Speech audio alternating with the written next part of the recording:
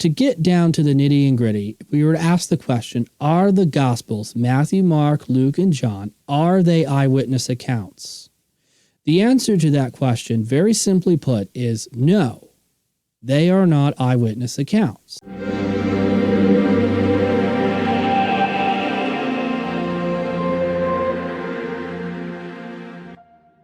Hey there, welcome to my channel. My name is Adam Jordan Clark, and this is a Bible study channel. We study the Bible, and the three primary things that we look for are history, theology, and spirituality.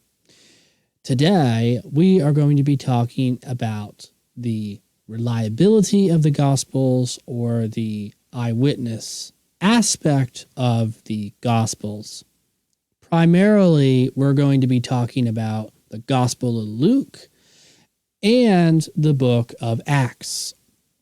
Now, for those of you who don't know, there are four Gospels. There's Matthew, Mark, Luke, and John.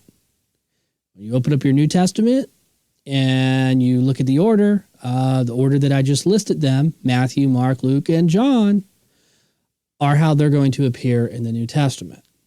The first problem that you have to deal with is the order in which they were written, not necessarily the order in which they appear in the New Testament. So when you open up your New Testament, it will be Matthew, and then Mark, and then Luke, and then John.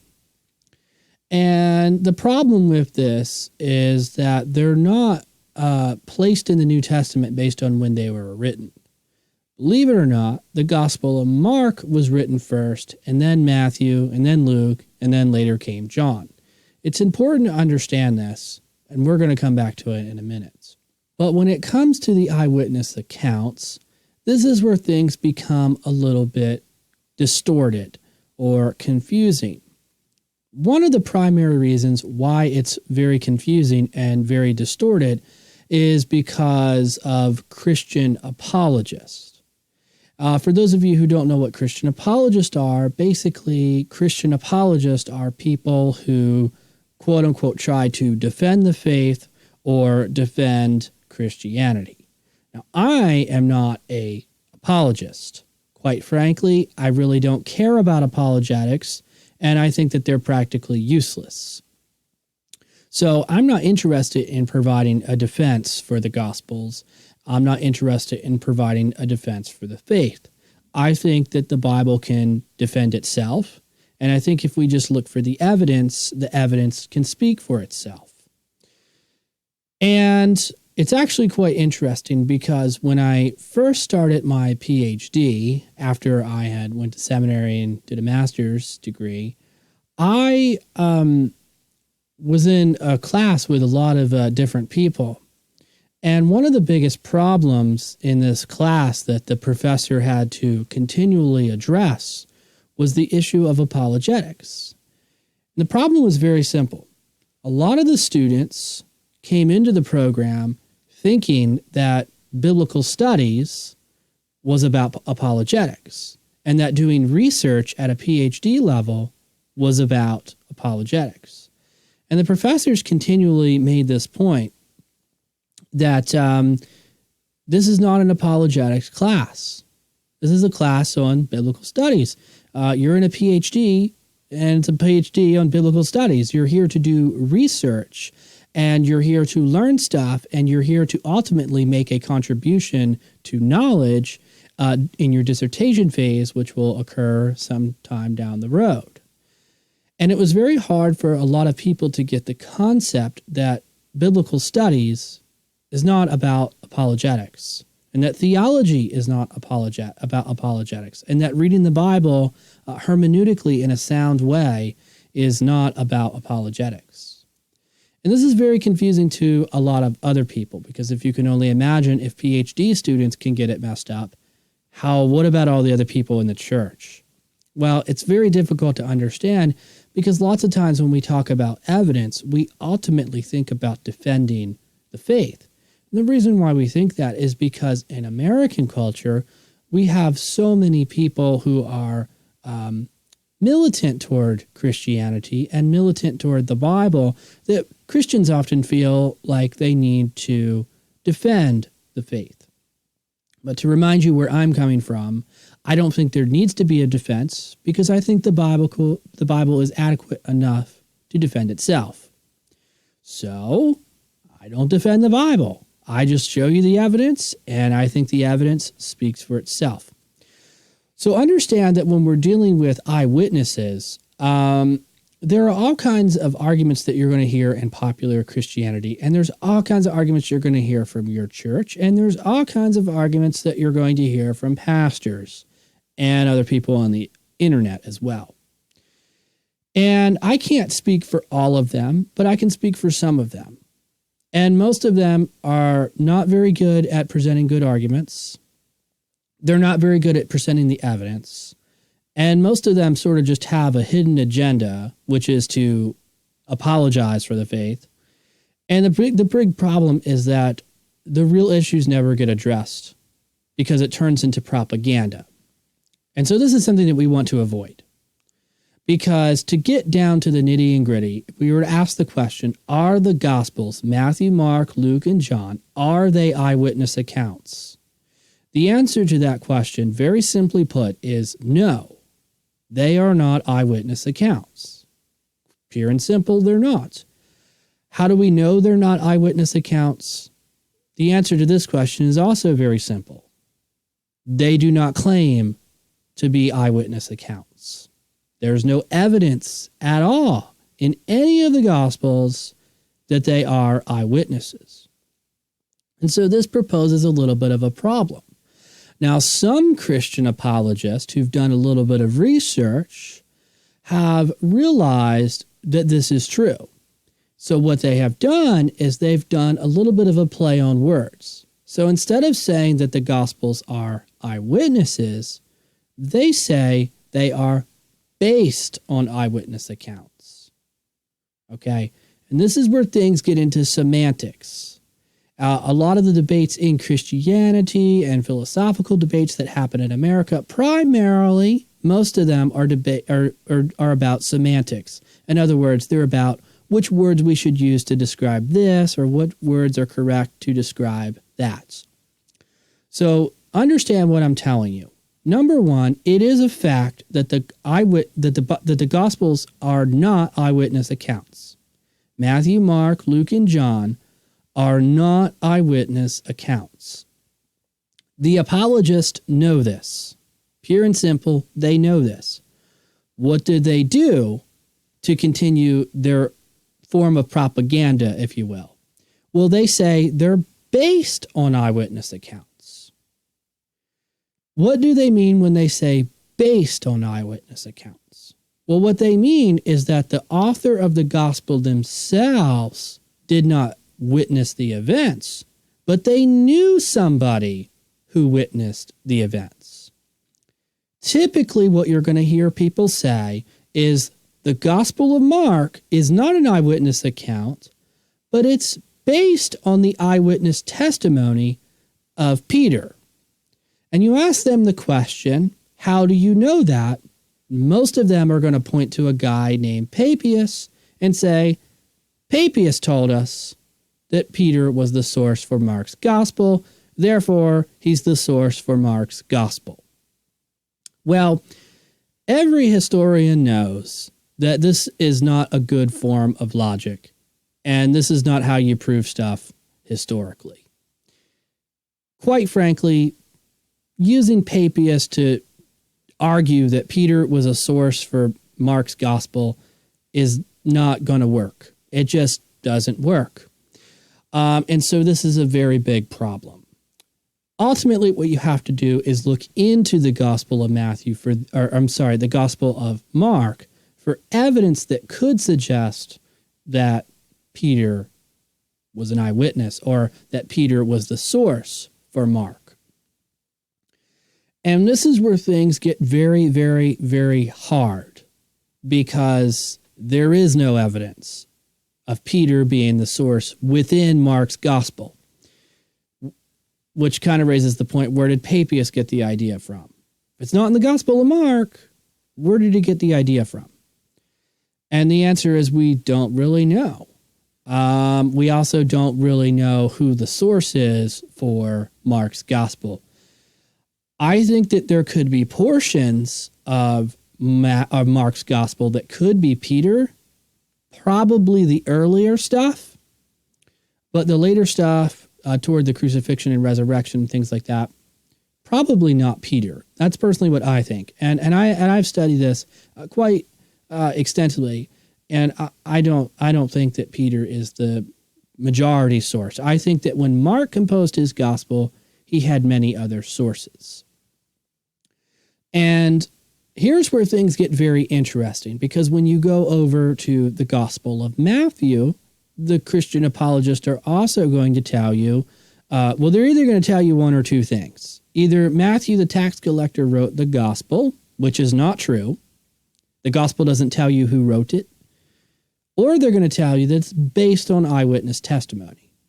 Again, here's where we get into the questioning of what do they mean by based on eyewitness testimony. And I've never heard one of these Christian apologists ever say what they actually mean by Matthew being based on an eyewitness account, but it would be interesting to see what they have to say about it. Because the problem with Matthew's gospel is that 95% of Mark is found in Matthew's gospel. And about 50 to 60% of it is word-for-word quotation, which means what? Well, most scholars think that that means that when Matthew wrote his gospel, he used Mark's gospel as a primary source. In other words, he read the Gospel of Mark and copied from it directly, aka plagiarism. Well, it doesn't take a rocket scientist to figure out that if somebody is plagiarizing someone else, then they didn't actually see these events. Because if they saw them, why would they rely on somebody else?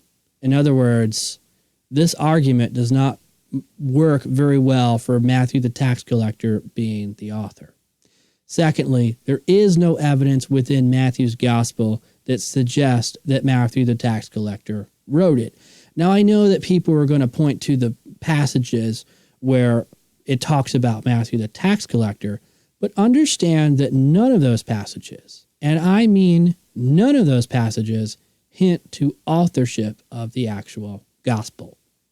This is why scholars have said it's an anonymous book. We don't know who wrote it. And we don't know who wrote it. Pure and simple, we don't know who wrote it. And given the fact that 95% of Mark is found in Matthew, tells you Matthew is not an eyewitness. So we have two gospels so far that are not eyewitnesses. The next account gets very much worse. The Gospel of Luke. Because at the beginning of the Gospel of Luke, we actually have a very clear, explicit statement that Luke is not an eyewitness. I'll show you what I mean. This is the beginning of the Gospel of Luke. And this is verses 1 through 4. It reads, "Many have undertaken to draw up an account of the things that have been fulfilled among us, just as they were handed down to us by those who from the first were eyewitnesses and the servant of the word. With this in mind, since I myself have carefully investigated everything from the beginning, I too decided to write an orderly accounts for you, most excellent Theophilus, so that you may know the certainty of the things you have been taught." So what exactly is Luke telling us here in this passage? Well, first of all, he's telling us that he is not an eyewitness. He says, just as they were handed down to us. So what he's saying is that there were a lot of stories about Jesus and the apostles that were handed down to Luke, whoever he is, and he's also writing to another person or a group of people. Scholars don't know who this Theophilus guy is.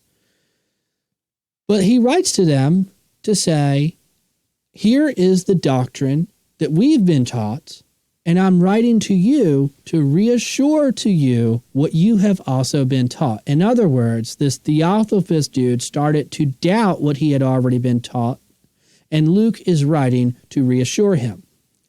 Now, Christian apologists definitely miss this point, which is the point of propaganda. Luke could have gotten the story wrong. This is something that very much needs to be taken into consideration, no matter who you are. If you're a Christian or an atheist or a theologian or a Bible teacher or a pastor or just an ordinary Christian sitting in the pews of the church, doesn't matter. This is something you very much need to consider.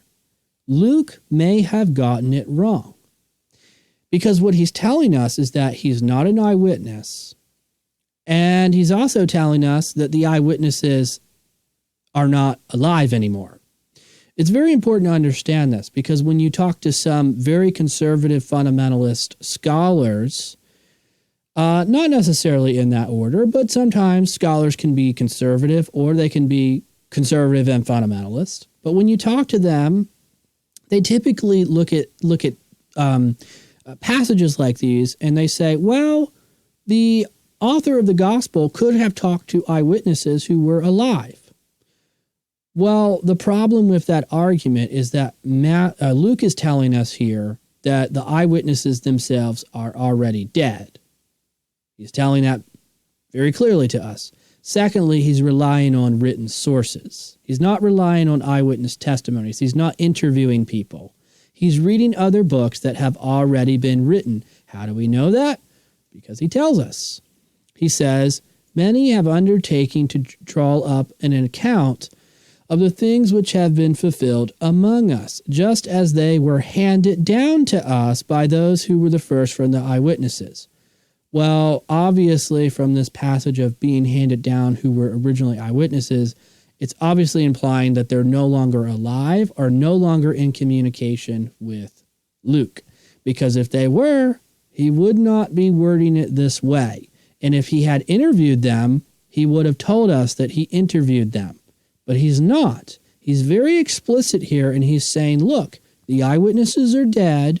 We no longer have communication with them. We're writing way after the fact. There are many other people who have already written accounts that may or may not be based on eyewitness accounts. And we're led to believe that Luke, whoever this guy is, read all of these accounts, picked the right stuff, picked the right information, and wrote it down in his gospel, which we now call the Gospel of Luke. He makes that very clear to us. He says, with this in mind, with what in mind? Well, that many have undertaken to write, many have already written accounts and probably got it wrong. He says, with this in mind, since I myself have carefully investigated everything from the beginning, aka from the beginning I wasn't there, someone else probably was, I too decide to write in orderly accounts, so that you may know the certainty of the things you have been taught. So he's explicitly and clearly telling us he's not an eyewitness, and his account, his gospel that he's writing, is based on other writings that may or may not be from eyewitnesses. Now, here's the really big problem. Luke does not tell us which sources he used. He doesn't tell us which books he used. He doesn't tell us which sources or what books he read, what the names were, who the eyewitnesses were. If there were eyewitnesses, we don't know. If he did interview any of the disciples, if he did, which he probably didn't, because he very much seems to be saying that the witnesses were dead. But even if it were a secondhand witness, as in a companion of Peter, for example, or a companion of Matthew, or John or James, he's telling us that he's not even consulting those people. And this is a little bit of a problem, because we don't know who he talked to. And so this is why I've said you have to be understanding to the idea that maybe Luke got the story wrong. Luke may have gotten the information incorrect. And people say, well, wait a second. It says right here that he has carefully investigated everything. Yep, that is correct. But the question is, what is he investigating? We don't know. So we can't speculate on what he did. He may have consulted really good sources, or maybe he's consulted really bad sources. We just don't know. He doesn't tell us. And this is one of the biggest problems with the Gospel of Luke. The other thing is this. We know that Mark's Gospel was circulating. And some of Mark is found in Matthew. And we know that Mark was written before Luke. And the problem that we have here is, does Luke agree or disagree with Mark? Scholars go back and forth on this. The answer is, we just don't know. Because the Gospels, as we read them today, we read them as some sort of a collection. Well, 2,000 years ago, they didn't read them as a collection. They were separate books. Luke also tells us here, the reason why he's writing is to reaffirm what they've already been taught. Well, who taught them? Where did they learn this stuff? Secondly, why are they doubting? He's writing to reassure them, which obviously implies that they're doubting something. Why are they doubting? Well, given the fact that they are doubting, obviously infers that the apostles are already dead. Because if the apostles were still around and operating in the church, people wouldn't have doubt, because you would have miracles and they would be there to affirm themselves the doctrine. So we know Luke is telling us very explicitly and very clearly that the apostles are dead and the eyewitnesses themselves are no longer in communication. Either they're dead, or they're gone, or they're on the other side of the planet, or in prison, or whatever. Luke is probably a second or third generation Christian, writing probably 80 to 85 AD, maybe even 90 AD. And the doubt that I referred to, or the doubt that we see here about why he's writing this letter to Theophilus, is probably Gnosticism. Very good likelihood. This is important to understand because the same author who wrote the Gospel of Luke also wrote the book of Acts. It's a 2-volume set. Well, again, here's where things get interesting. And this is where you have to be open to the idea that maybe Luke got it wrong. Because if he is consulting the wrong sources, not only is the Gospel of Luke wrong, but the book of Acts is wrong as well. This, my friends, is where the big problem lies. Reading the Gospel of Luke doesn't make any sense unless you read the book of Acts. It's a 2-volume set, and the author is the same person. And the reason why they wrote this book, the Gospel and the book of Acts, is to have them read together at the same time. You read the Gospel of Luke, and then you read the book of Acts. It's meant to be read as a 2-volume set. We're going to be talking about the authorship and the eyewitness accounts of the book of Acts, because you can't talk about Luke without talking about Acts. We're going to be doing that in another video.